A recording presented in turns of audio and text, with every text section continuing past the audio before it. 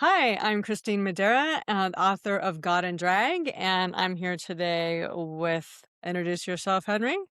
Yeah, this is Henry, and I'm the author of Colosseum. Great. And today we're talking about the boomerang effect and what that might mean and how we might use or how where we might land with the boomerang effect, what we're all looking for. So, what I mean by boomerang effect, and we have a little different ideas about what this means. So, this might be fun to start talking about in a moment. But to me, when we have had contractions of rights and in our society, or we've had fights over rights in our society, like, the Civil War, and then we boomerang beyond that to Reconstruction and had a real expansion of rights. And then there was a backlash against that. We're still fighting that one. But also like McCarthyism. We had this real backlash or this real contraction of rights with McCarthyism, and yet we propelled forward not even just to where the rights that we had to before that happened, but that brought about civil rights and women's rights and the whole movement forward with the Vietnam War, anti-war movement and anti-war movements in general, as a reaction to World War II. And so it's not so much a boom or a backlash as much as it is, the time that we contract or the time that things are crumbling or falling apart, kind of like they are now, gives us the opportunity to really look and see what is it that we truly want. What is it that we're willing to embody? What is the kind of future we want to hold? And so we have a contraction of a lot of things now, everything from rights to the, income inequality to crumbling infrastructure to wars to,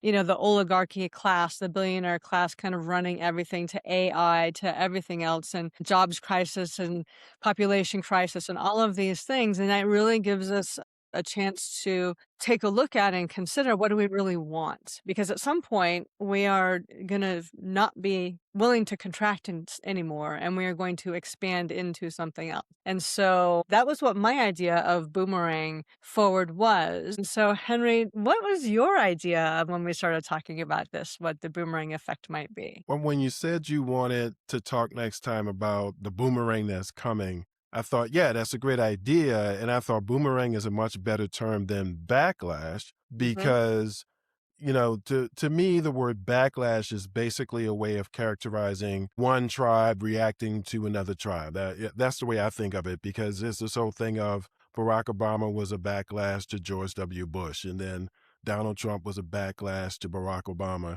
And I think that right now, a lot of things are going to happen in addition to one tribe reacting to the other tribe. In fact, I actually think that for a while is going to look like so much of the country is aligned because the country is going to be focused on the things that we actually all agree that most of us agree on. Hmm. Most people oppose the war. Most people think billionaires should pay higher taxes or pay any taxes. And so I think that for a while it's going to look as if, wow, the American people seem to be pretty aligned on at least these two issues. Hmm. And the reason why I say though, and I think boomerang applies to that more so than backlash is because for most people to be aligned on those two issues, then you're going to have people who are normally associated with one tribe or the other, all basically sounding as if they agree. And so that's what I Hmm. was thinking of. Now, what you're saying, the way that you characterize a boomerang is sort of interesting because what you're saying, sounds to me like what you're doing is you're looking beyond what's happening right now. So right Yeah. now, people have been losing rights starting with bodily autonomy and now with voting rights and so on. And Mhm. you have state assemblies doing everything they could to make sure that certain people can't vote.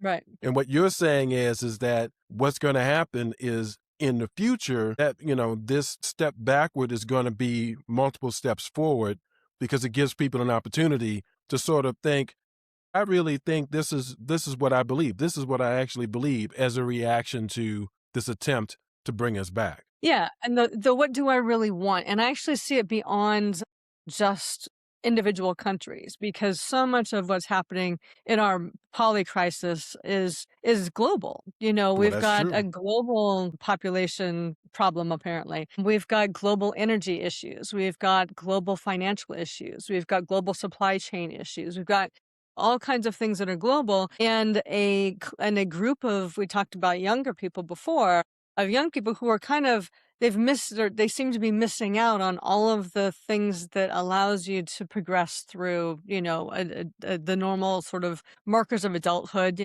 relationships and children and careers and that kind of stuff. And then also the inability to afford to live.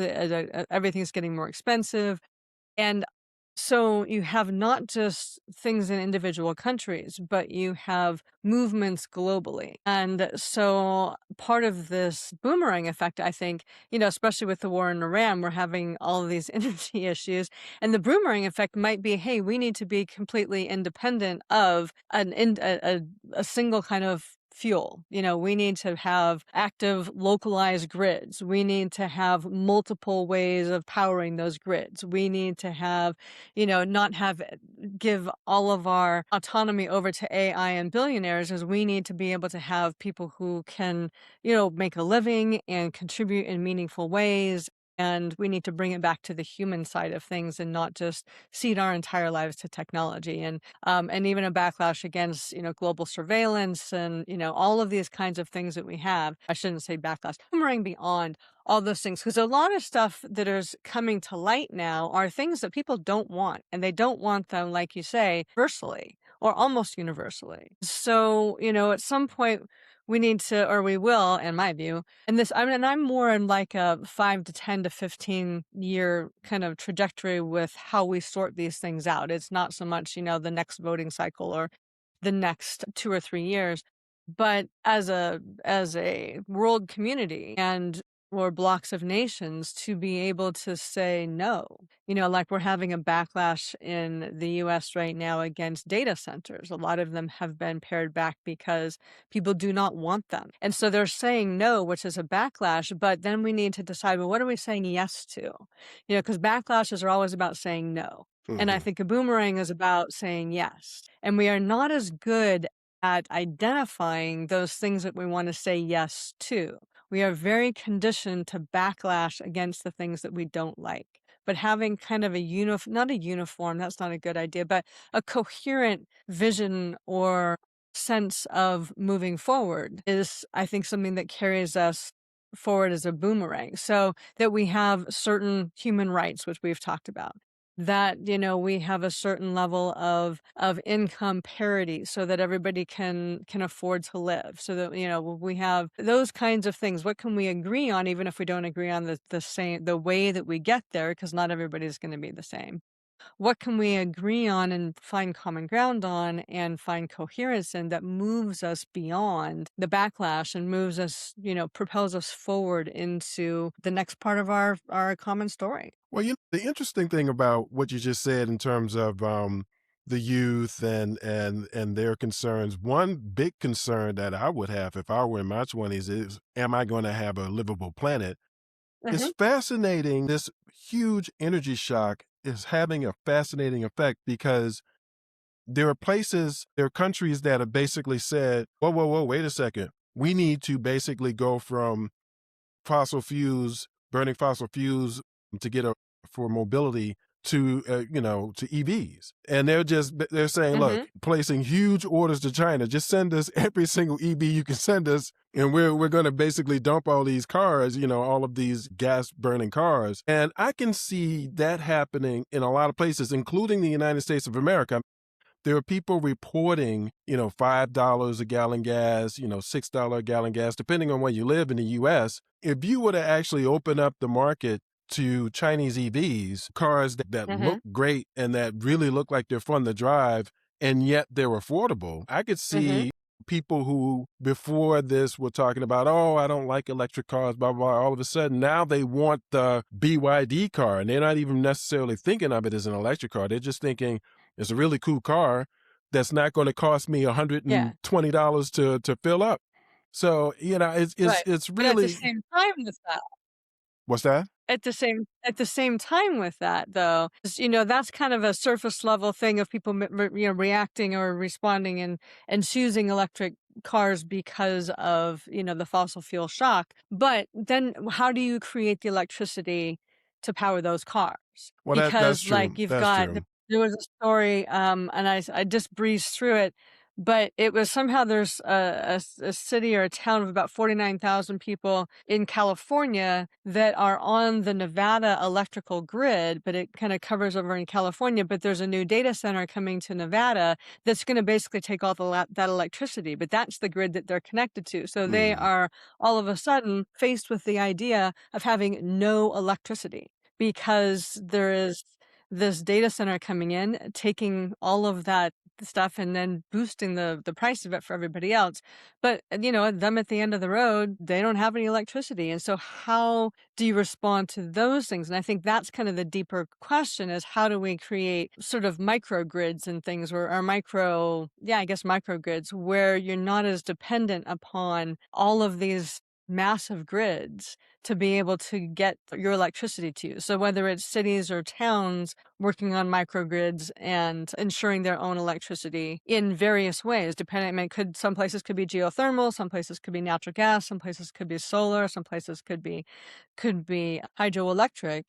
But unless you really figure out ways to deliver electricity, that's just the next way that you can be controlled by centralized power, even if it's not centralized fossil fuels. So, to me, six of one, half a dozen another until you solve the problem of energy generally and having some autonomy over it as a town or a city, and you're not necessarily being beholden to the giant energy suppliers. Well, it sounds like to me, though, that you're focusing on the motivation. So, in other words, instead of being motivated by the high cost of fuel and Mhm. cool cars and the cost of Yeah. the cars and the cost of the Mhm. cars, you're saying um, m- uh, we might see a situation where people are finally motivated by positive ideas like renewable energy as an idea, as opposed to new jobs in the community or cheaper prices for electricity, which are all kind of pragmatic reasons. They're pragmatic motivations. Whereas what you're saying is you think that the ideology will become more appealing or at least will have a certain valence now. Is that a good way to Well, interpret what you're I saying? don't like the word ideology because I don't like the word ideology, but kind of, but it's more that because all of those pragmatic motivators are valuable. They all make sense. They're all, something that could go into things. But if we only react to things, if we only switch from fossil fuel cars to electric cars because all of a sudden gas is expensive and electricity is not as expensive, then you're just transferring dependency on one fossil fuel to dependency on another kind of power. And so when you actually are thinking about what do we really want, if we want to have areas or portions of states or portions of cities that have more electrical autonomy or more energy autonomy, that's a positive kind of thing. So how do we then design this? And what does this mean? And so it does include jobs. It does include lower costs. It does include being able to have a grid that you can count on. It does being all of those things make sense in there. But instead of reacting to something because I need to do this because of this, like in the 1970s, we had these gas guzzling cars. We had this just in this oil crisis. And then all of a sudden we were buying these little tiny Japanese cars, which was great for the Japanese car makers, the Toyota, Honda, all of those. I mean, they really boomed and that's kind of have stuck around. And then gas dropped again, and then we go back to the big cars, and then the gas goes up or increases in price. We go back to the small cars, and these are just reactions at the surface level versus, well, what do we actually want? And that's what I'm thinking in the boomerang. And there's a lot of people thinking about this, but they might need a backlash in order to get support to make it happen. So I think a lot of motivations come together in these things, but mostly when we react to something, we're just lurching from one thing to another thing versus thinking about something in a more holistic way. Like if we want to be, say if a city this city of 49,000 people wants to have continuous electricity, be fairly autonomous with that, not be beholden to a grid where the data center can take all of their stuff. And how might they begin to plan that? What they begin to do? What resources are available to create that? And so that's the kind of thinking to me, ideally, that is beneath the boomerang. They might catch the wave of a backlash that would support that. But without thinking things through that way, then you just get one band-aid or another band-aid, another band-aid, another band-aid, and it just, the beat goes on. And usually it's then the big players that benefit from that.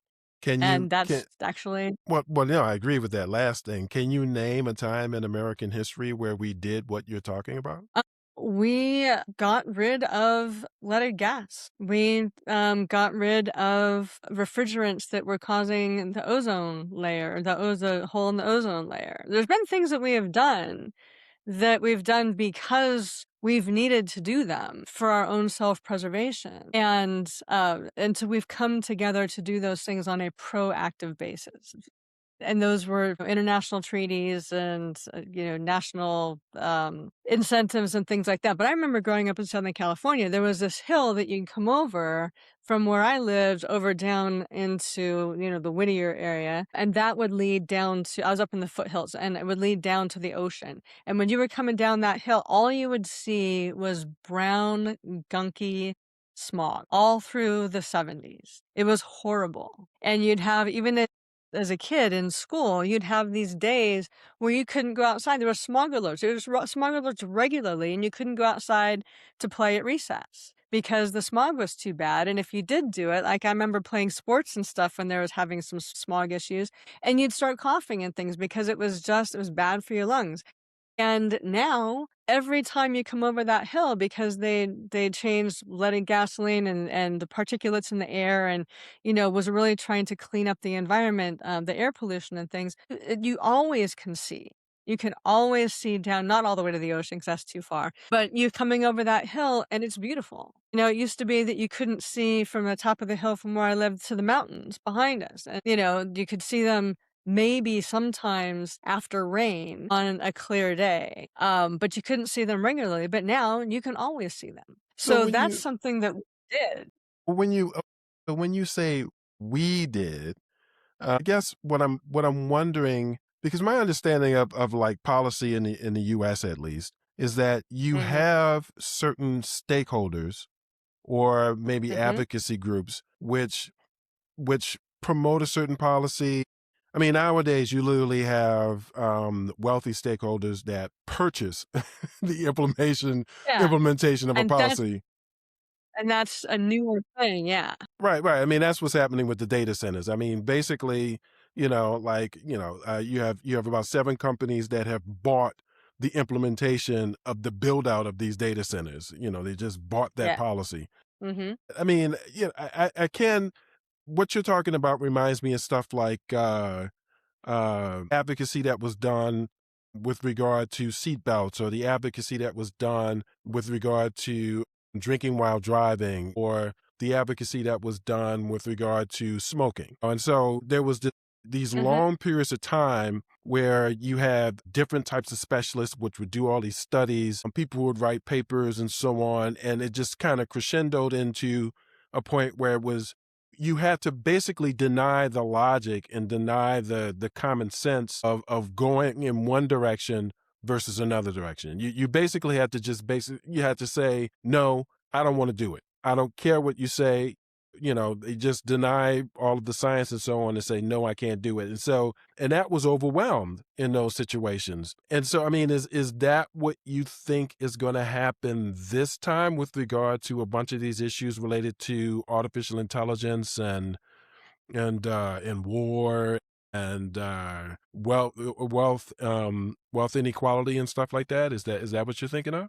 Well, but it's what I hope happens. I don't know if it's actually gonna happen, but I do think, one of the things that keeps coming back to me, and especially now we're in this real contraction of rights and a real contraction of democracy because, you've had a lot of states that have voted on their level not to have gerrymandering or, not to have or to allow abortion and bodily autonomy in their constitution that are actively being dismantled by the people who are in state power. So, Right. you've got this whole thing where it doesn't really matter, being what you vote for anymore doesn't matter because whoever's in charge and they don't have to really run. They just have to win the primary because there's so many safe seats. Although that might be an interesting thing that with all this new gerrymandering, it may not work out quite as well as I think. But for all of those issues and the issues that we're in now, it took the public really demanding something. It took them pressing the politicians. And it took enough of a wave of people and a wave of um, people saying no to one thing and yes to something else for policies to shift and change in a particular direction. And I think ultimately, the thing that I kept coming back to is that, you know, government only works by the consent of the governed. So, at some point, if you either have so much government rule against people, they will backlash out of that. They will figure out a way to shift out of that one way or another. So if the Soviet Union fell because had its own issues. And then a lot of the Soviet states, created leapt forward in a lot of different ways. I don't know in our government now because of the way that it's currently set up, but there's a lot of dissatisfaction with it all across the board. With the Supreme Court, with the administration, with the Congress and the legislative branch, with local and state governments. Government really very obviously being in it for their own enrichment or their own sense of power and their own sense of control and their own fever dream of whatever it is that they think they're doing, that a majority of people and a big majority of people disagree with.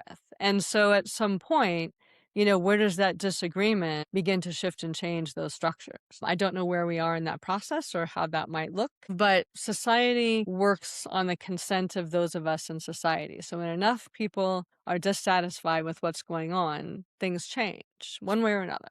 Well, And I to think me, we're kind of in that place. the key thing about right now is that enough people are dissatisfied in the same direction. And that's why I started Mhm. off by saying that instead of fighting over abortion or immigration or gun rights, I think that right now, so many people are impacted by the rising gas prices. So many people, are angry that the U.S. military is now conducting, a war for reasons that don't seem to have anything to do with us. I think so many people agree on those basic things and are focusing on those Mhm. things and not the other list of things that we tend to fight over. That's what I mean when I said that it's going to look like alignment for at least a Yeah. little while. Yeah. Because, like I said, I mean, I think at least, a large majority of people feel like the billionaires are out of control. A large majority Mhm. of people feel that way. What I said about like buying a policy, I can see 20 years ago, I would have, a lot of people would have disagreed with that and had all these reasons why that's ridiculous. Whereas right now it's literally obvious. It's just obvious that Yeah. And it's out in the open. It's not even it's hidden. not even It's hidden. it's it's Exactly. right out there. Yeah. It's almost like they might as well brag about it. I mean, that's just how bad Yeah. it is, right? Yeah. And so that's what I'm thinking in terms of is going to happen. But the other thing that occurred to me when you sort of mentioned these different movements, or at least when I brought up the list of movements and then you reacted to that list, is people kind of support for a variety of reasons. It kind of reminds me of how I came to understand as an adult, you know, how a person might actually get a lot of things out of being a member of a particular religious community besides the ideals and the belief system ostensibly that community holds with regard to religion. They might Yeah. just like going for the companionship of the people in that community. Maybe that community dresses a certain way and they might like that style. They may actually like, you know, the way it feels to look like a person who belongs to this particular community. Like, they might think that that's just cool, or they might Yeah. like the community might have a music that's behind it, and they might like that Mhm. music. And so is gonna those are the things. That's why I asked the question about, were you saying that you think that people are going to, and I didn't know that you didn't like the word ideology. I'd like to know why Oh, that well, is. yeah, just because it's so I don't know. I mean, it's hard. I'd have to think about why I don't like it. I think it's because it's both trying to define something in a very simple, easy way, and it's because it's our ideas about something versus necessarily a grounding in reality. But well, that's a conversation for another time. Well, okay. But okay. So, but you're saying that you think people are going to be on the same page. Is that a good way to characterize what you think is going to Okay. happen in terms of the boomerang that's coming Well, I agree with you that a lot of people are that there seems like we have a lot of common ground because people are dissatisfied in the same in direction with the the same same things direction. in the same direction? But what I was talking about in terms of like, um, the thought process that gives us something to move forward into is that, we can have the backlash, we can have the reaction to it. We don't like the war. Well, then what do we want instead of that? But you actually need, in order to actually create something in a thoughtful way, you need to have something to move toward. So like Hmm. the civil rights movement, people wanted and needed civil rights. There was a reaction against civil rights. It was a whole historical thing against civil rights, but we had an idea of what civil rights looked like. And so we knew the direction we were going in that for the people who were coming together from different walks of life and for different reasons coming together to support civil rights. We had a sense of what that would look like. We had a set of really laws and ideals about what that might look like. But moving forward from here, when this boomerang effect, when we have a lot of dissatisfaction about where things are, we actually need some things to say, yes, I like this particular kind of movement forward. So if we're just awash in our own dissatisfaction, then we get a lot of dissatisfaction. But that's what I'm saying. There's a lot of groups coming together to try to create some frameworks for moving forward in ways that people can say, yeah, I don't like that, but I kind of like this, or this is the menu of things that maybe the direction we can move toward, and people can kind of choose in the movement forward that is most interesting to them. Well, actually, you're But bringing with up that, But you're go ahead. bringing up the civil rights movement is kind of it relates to what I'm trying to get at, which is when you say we had an idea of civil rights, well, some people did, but that idea was an alternative to the idea that people had against civil rights. So in other Hmm. words, the only reason why the idea of how things could be had any valence was because of the society that denied those rights to certain groups of Right. people. Hmm. And so, like I said, I think that this is a moment where you don't actually have as much disagreement about like the basic ideas like that, where you have like a society that says, no, I like things the way they are. I like having the advantage. I like these people being in the position that they're in.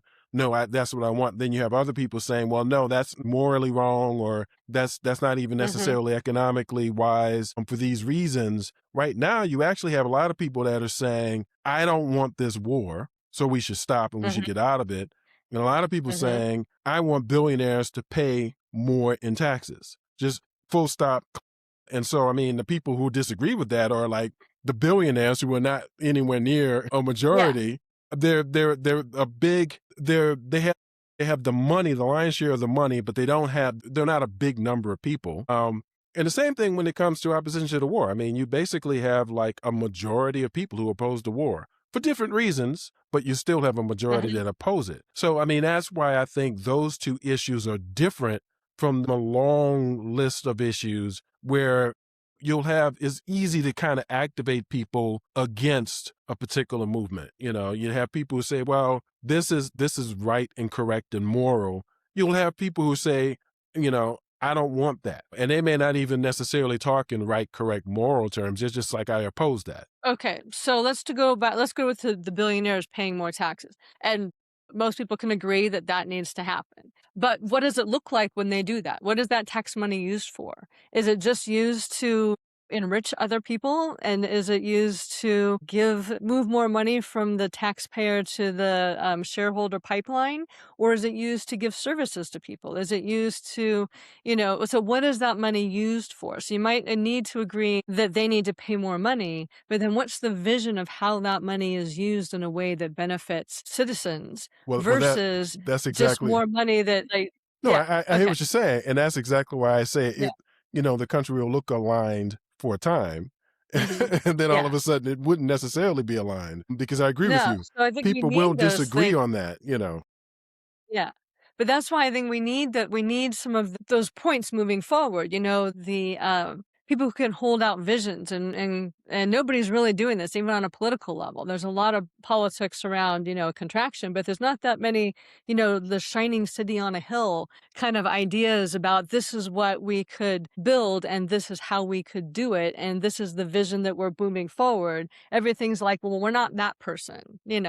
There was like, well, we're not Biden, well, we're not Trump, and everybody's running on those things versus like laying out a vision of what actually life could be like, if we came together and backed certain kinds of visions. So there's just not, I don't see much leadership, public or private, that is out there, that are big names. But I mean, there's a lot going on under the surface that I think might rise as the occasion warrants it. Well, there But I actually, don't really. there actually is a bit. I agree with you that in terms of what you and I would characterize as a positive vision, doesn't exist, Mhm. or at Yeah. least I don't know of one. But there is a vision being put forward. And that vision, meaning that, I mean, I could name the people, but when I describe the vision, you'll know exactly who I'm talking about. That vision is to have a country where one profile of person based on their gender and their race is in charge of everything. And then another profile of person is submissive directly to that person. And then as a unit, they are in charge of everybody else. I mean, that's a very clear vision being put It forward right is. now and implemented. Actually, that vision is being Yes, implemented. and im The thing yeah. is that it's not popular, and No, it's but there's also no alternative vision. that's true. No, I agree with you. And I think the reason why a lot of the stakeholders, the people who are normal, the people who are actually opposing that particular, the groups that are putting forward that vision, the reason why they're Mhm. not putting forward an alternative vision is because they're going the safe route. They're trying to avoid alienating certain people because if you put forward a positive anti-war vision that's based on, say, like diversity and inclusion and tolerance and stuff like that, you might alienate people who are against the war because they hate certain groups of people. So they don't want equality. They're just against the war. In fact, their hatreds are part of the reason why they're against the war in the first place. So, I mean, I think that's the reason why you have these stakeholders right now who are not putting forth a vision because they're afraid of alienating groups of people who will agree with them on the criticism. They're making the Yeah. same judgment, but they're not likely to, they're afraid that they're not going to agree on this positive, Mhm. vision that you're talking about. That's the reason why I think people aren't putting it out there. Well, that's true, and there's also I just finished the book, what does it call it? If anyone builds it, everyone will die. It's AI Well, yeah, yeah, and yeah. particularly You read it? AI.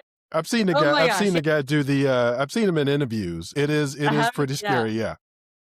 It is scary. Now, I hopefully I'm hopeful in that we can figure that out and use AI for good and blah blah blah. And that one of the points they make at the end of the book is that, when they talk to politicians, most of them are on board with the idea that super intelligent AI is not a good idea and that it is dangerous, but they will not say it out loud for those same reasons because they're afraid of being kind of that lone voice in the darkness saying we can't do this and not and then they lose funding and they do all this stuff or they seem like they're a kook or whatever, but Wait. Let me it's stop kind you of that there. In the same. book, Yeah. that they distinguish between politicians who don't want to say it because they don't want to alienate their donors, or politicians who don't want to say it because they don't want to alienate voters. Because I actually think most voters agree with that.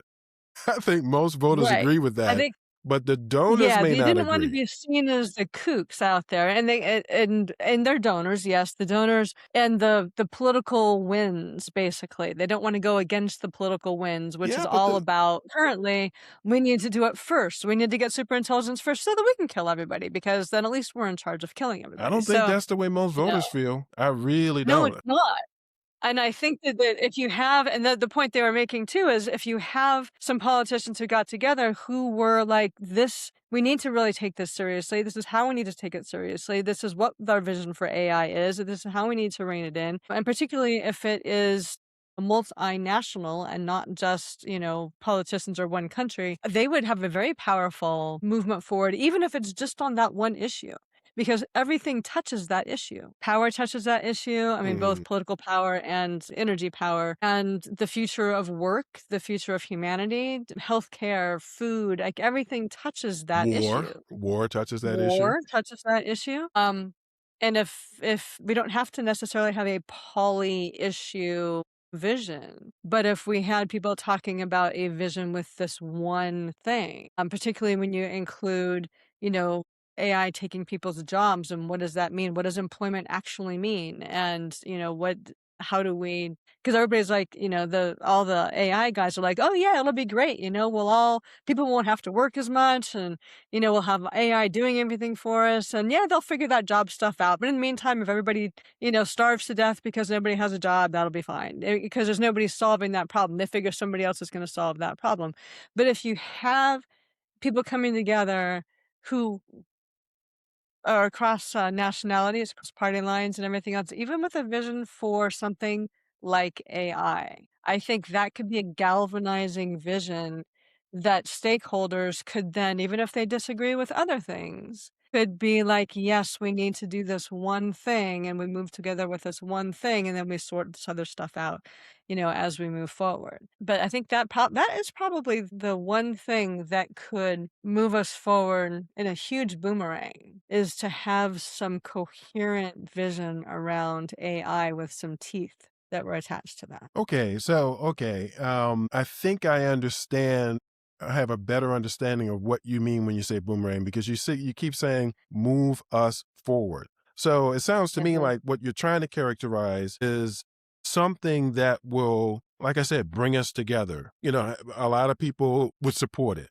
That kind of thing. It's interesting because I didn't read the book, like I said, but I saw the author in several interviews, Mhm. and I guess no one asked him the question as to why he thinks that politicians are afraid to come out against AI.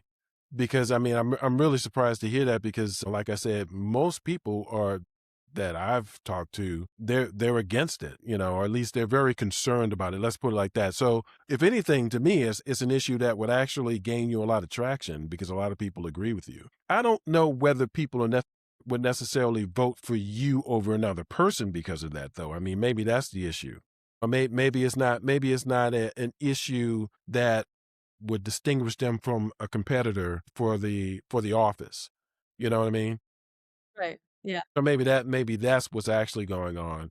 But I actually do believe I agree with you that, you can definitely mobilize a plurality of people based on concerns about AI, want it to end or stop, or they oppose it or all that kind of stuff.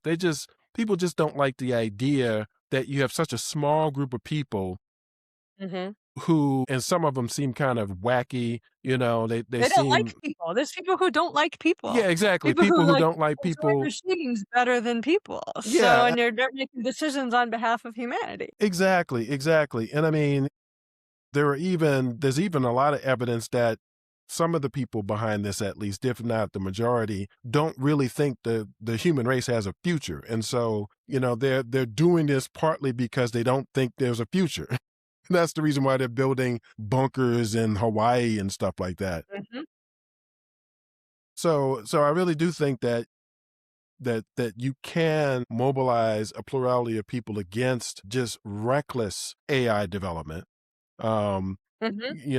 so yeah, I mean that's interesting. I didn't read the book though. I just saw interviews with that guy. Yeah, it's not a I listened to it, as an audiobook. It's only like 6 hours, so it's not real long. But I don't even necessarily think it would require actually, I think it's probably better, if it's not necessarily a political movement as much as it is a leadership movement. So if, you've got particular whether they're authors, people coming up with books that books that move the needle with certain things. And I'll go back, actually that book and movie, Project Hail Mary. There was because it's always been aliens have always been presented as the enemy. That we see the enemy, we shoot first, and then we justify our actions, and then we ponder whether that was a good idea later. Hmm. And in Project Hail Mary, a human and a very non-human like alien have to work together in order to survive and save humanity and Earth and the other alien world. And it presented, like we talked about before, that feeling state of, wow, maybe aliens, maybe we could get along with aliens. And so that book opened up that door. So there could be, something from an author. It could be a popular thing like a movie, it could be a popular person, a famous person, it could be business leaders, it could be political leaders, it could be all kinds of different people who can put together a coherent vision for people to say yes to this and no to this. And part of it would be with AI is the difference between like using Chat GPT to help you write better letters, which is a perfectly great use for AI, or to help, diagnose diseases or solve cancer or solve a lot of our problems versus the AGI or the super intelligence that can actually act on its own and do all kinds of crazy stuff. So being able to talk about that, how you work with jobs, how you talk about it in or create a vision that is sort of multidisciplinary. And then people begin to buy into that vision. And if people begin to buy into that vision and begin to think about that and organize around that, then politicians, because they always follow, they don't lead, especially at this point. We don't have leaders, we have followers, and then people who take advantage of the system to galvanize people will follow. But I think, we actually need some form of coherent vision for people to say yes to, and not just always saying, "No, I don't want this," and reacting to what they don't want. Because without something to reach toward, we just lurch from side to side and never really get anything done. Well, I mean, I can't help but note that for the second time you've done something interesting where you said you don't like the word ideology, and Yeah. then like a little bit later on, like just a little while ago, you said, well, not necessarily politics, but leadership. And Mhm. it's an interesting way to do it because in a way it reminds me of how America has socialism, but that Mhm. socialism is actually just for wealthy people and corporations. Absolutely. So, we don't call it socialism. It's not the kind of socialism that you normally think of when you think of socialism. And so it's almost like not calling a thing or the thing that it actually is. There's an advantage to that in some ways. Alright, so this is what the ideology why I don't like it. Ideology to me is a closed loop, right? So it is an idea, and these are the things that this is the idea, these are the justifications for the idea, this is we follow this idea, Hmm. where it becomes a closed loop of things, and you're always justifying the idea and looking at things relative to that idea. Like, no socialism in the United States, which is just complete BS. But we don't have socialism. So we're always, that's not part of our ideology. But that was a little sidetrack. Whereas leadership is not necessarily presenting something as a closed loop. They're presenting an idea in which we are always creating within that idea and expanding and shifting and as things don't work, you can move to something that more does work. To me, leadership is a kind of a creative path forward. Ideology is a closed loop. And that's what I really don't like about it. It is like you have an idea, everything has to adhere to that idea, regardless of what reality is. And leadership to me is kind of moving forward with a general guiding principle where you're always having to readjust as facts on the ground or reality change. Okay, so that last part, facts on the ground, sounds like the leadership that you're thinking of is using empirical data. So, in other words, it's leadership that kind of is within the framework of the Enlightenment. You're basically you have these certain theories, you test out your theory, and you try to use intelligence and intellectualism to, to work through rational, you try to do it in a rational way, as opposed to the religious framework where you're thinking more in terms of morality and what's right and what's or wrong and what's even moral and political what's ideology. immoral. What's Even that? political ideology even political ideology. You've got this siloed set of ideas that, one side is part of, and this siloed part of ideas that this other side is part of. Never mind that that they've completely abandoned them. It's always comes back to these talking points about what that ideology is, and that is kind of this closed loop. Like, you look at Project 2025 as a closed loop ideology. This is the way that we envision the world. This is how we're going to create the world that we envision, Hmm. whether people want it or not, whether it has any merit or not, whether, it is its own closed loop, and it always refers back to itself for authority. And so religion does that, politics does that. There's a lot of things that do that. And that's where my problem with ideology comes from, because it's not dynamic, it is static. Well, I And guess I I guess what I'm wondering though I is how do you get away from that though? Because right now I can't think of a institution or organization or system that is true to the ideas that the system or institution was built on. So just like you said, how, like there's this debate right now, depending on what news you watch or what media you watch, as to whether or not we actually have a capitalist system. This doesn't feel like Mhm. capitalism. No. It doesn't really look like capitalism. And Mhm. so, is it really capitalism? What is it? It kind of looks more like, in terms of the financial market, that looks more like gambling. In terms of the way corporations operate, it looks a lot more like, a monopoly system, almost like a feudal system. Mhm. And so I can't really think of anything that's actually operating on the basis of the ideas that built that system in the first place. And so I don't know that that we're dealing with in an Don't ideological think environment, we to have. be honest with you. Was that? Okay. Alright, well, I think ideology has been kind of we're operating on a lot of older ideologies that are breaking down. So, but we still kind of come back to the ideology, in my view. We're always coming back to, oh, the Republicans do this, the Democrats do this, the economy is this. It doesn't matter that reality doesn't match up to it, because we don't look at reality, we look at the ideology, because reality is a little too complicated for people to deal with.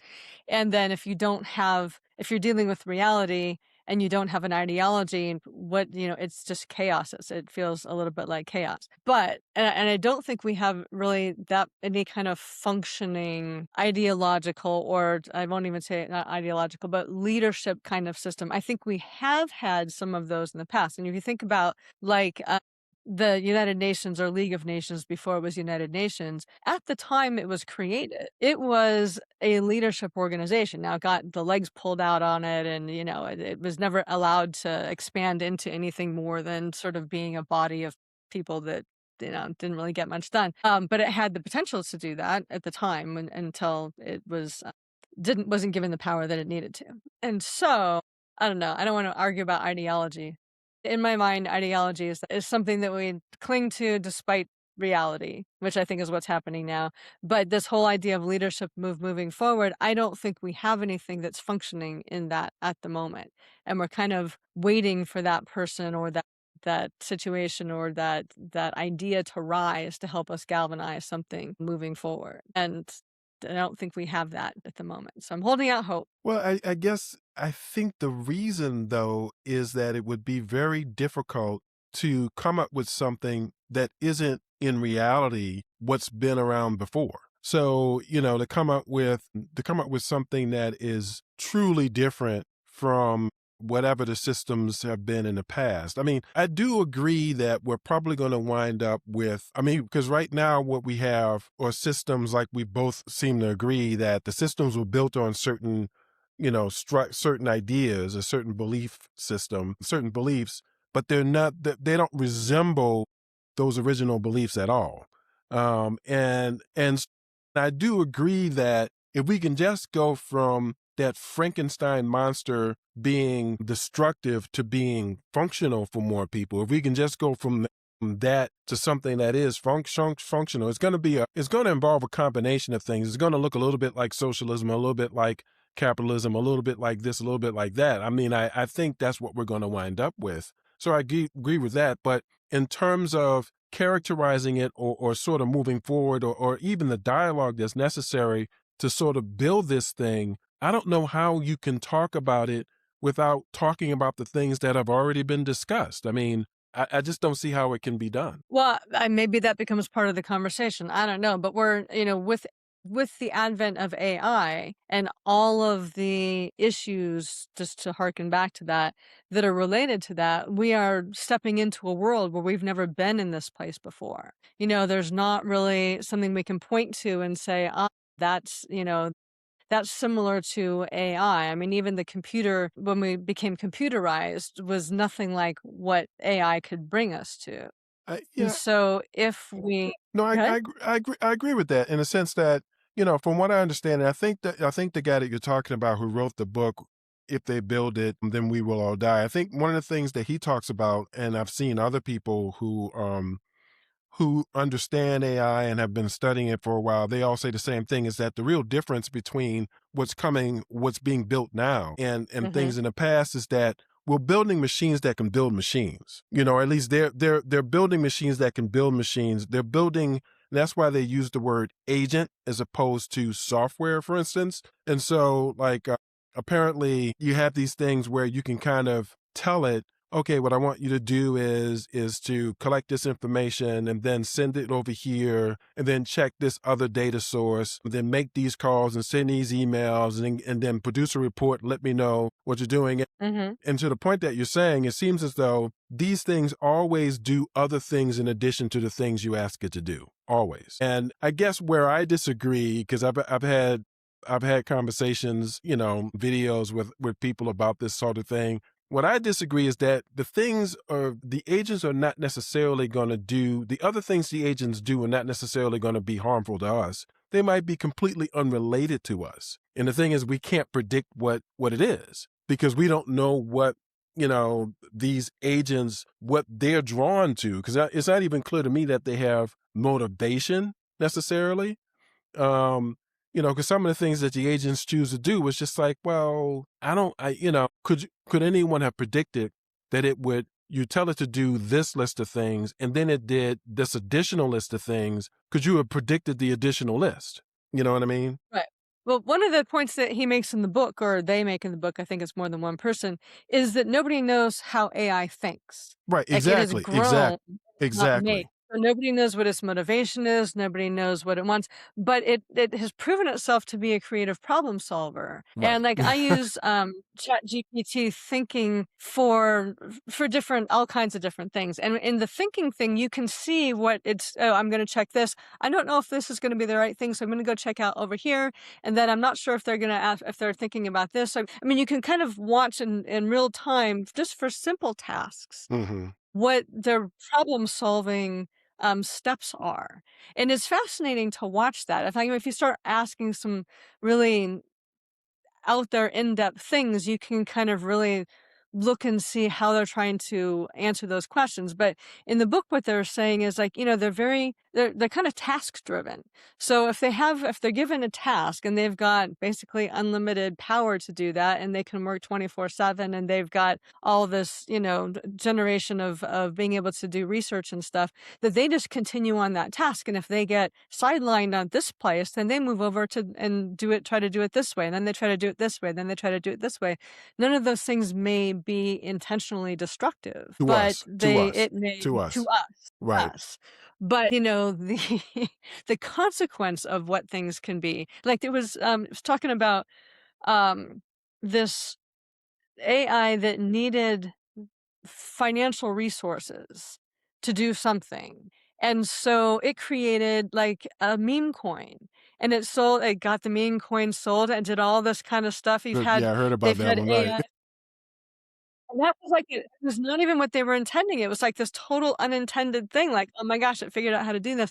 And then ones that they've had different AIs that, in being afraid, whatever, not wanting to be shut down or replaced or something, that will blackmail their makers or blackmail different people so that they're not affected, or they will Right, right. hide parts of themselves and other AIs that they can access to. They'll build backdoors into things. That's Like, right. they do all kinds of stuff that may not have any kind of intent to cause harm, but that just by virtue of the fact that AIs don't really, I mean, why would they consider us anything but other kinds of digital anything, just in pursuing their own task could create havoc, you Right, know? but I mean, but that goes to my point. It's like I've noticed that in two areas, people always assume that the thing that's different is threatening. So aliens coming Mhm. to Earth is one example, and like thinking,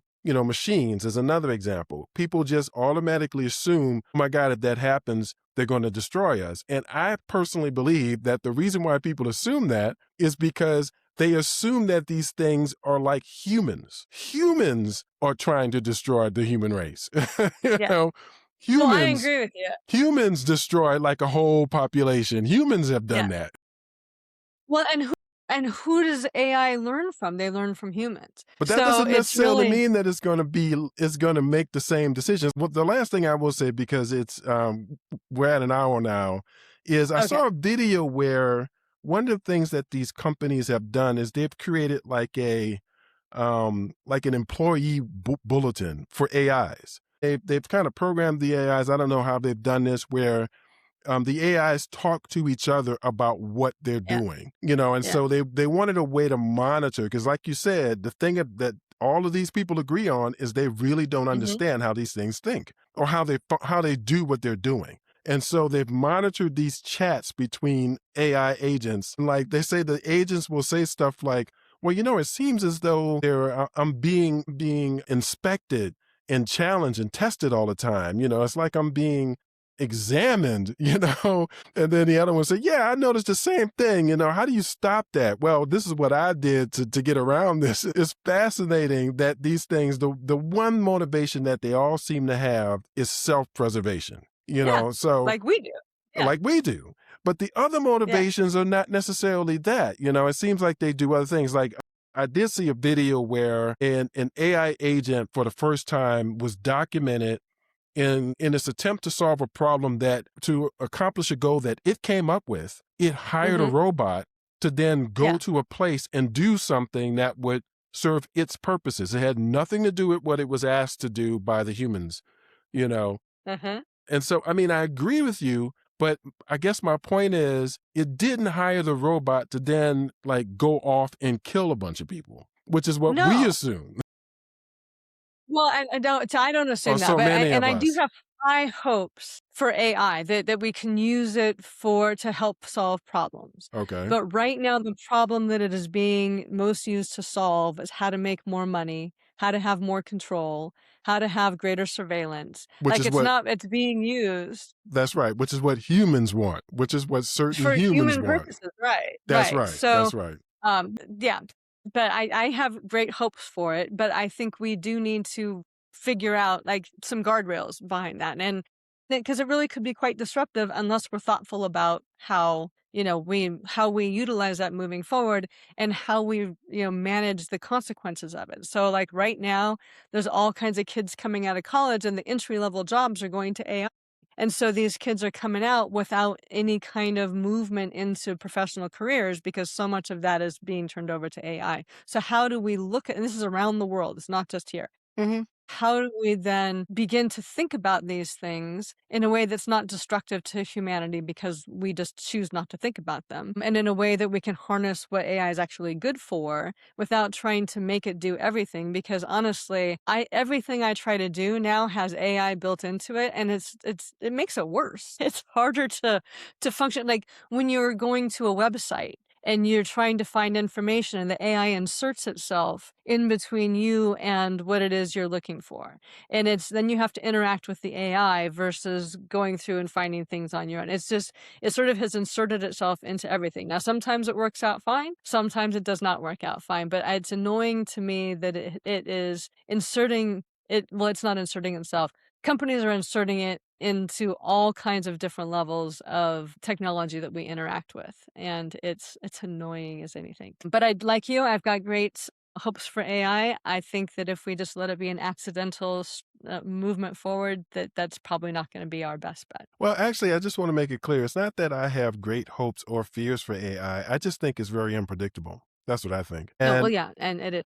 And I think that it's basically a force multiplier. So um what we're entering is a world where a person doesn't necessarily have to have a high aptitude in something like coding or very high aptitude in chemistry or anything like that, because their motivation to do X can actually they can achieve X by using artificial intelligence. They don't necessarily have to understand chemistry to build, a virus that will kill all of Right. humanity, or they don't Yeah. necessarily have to understand coding to come up with something that can break into government systems. They can just use the artificial intelligence to do it themselves. That's the reason why Anthropic held back this thing that was able to find all these holes Hmm. in software all over the place. Because really all you have to do is be a person who wants to break into the system. You don't necessarily have to be brilliant at coding. And I think what that does to me is it creates an unpredictable world. It's hard to know what's going to happen Hmm. because you can have a person somewhere.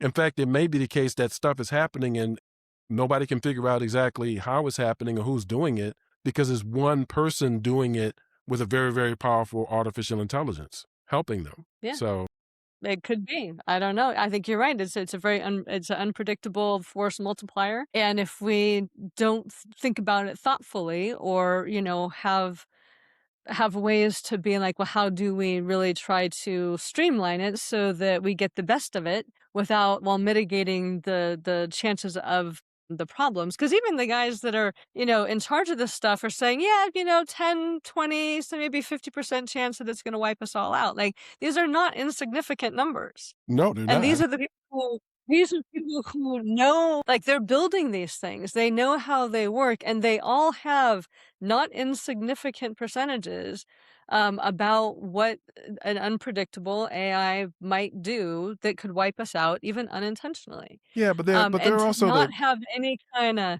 and not have any kind of thoughtful discussion about this yeah, but I mean, they're seems also like we're just abdicating our fate to yeah, I understand what you're saying, but they're something. also the same people who, will go in and like fire tens of thousands of fellow employees or, kick a bunch of children off of, food assistance programs. I mean, these people are psychopaths. But we just No, have but these a are people who are running the like Sam Altman, like these guys who are yeah. actually in charge of AI companies. Like they're the ones that, yeah, it's a 20% chance it could wipe us all out, but we need to be first. So, we'll have to do it'll be, we'll take that risk so that we can be first and make the most money as we all like die. And to not have any kind of change in incentive or thoughtful interaction about, well, how do we then decrease those chances so that we don't have a 20% chance of wiping ourselves out or being wiped out by something, then we're just sort of abdicating everything to fate, to me. Well, I hope you're right there. We'll figure out how to do it. So, Okay, well, thanks for joining us. We tried to end on a positive note. We try. We do this every 2 weeks. Oh, there's one other thing. You want to talk a little bit about the other project that you're working on? Is we're not gonna do it on a Friday, but I'm no, talking about the ethical travel.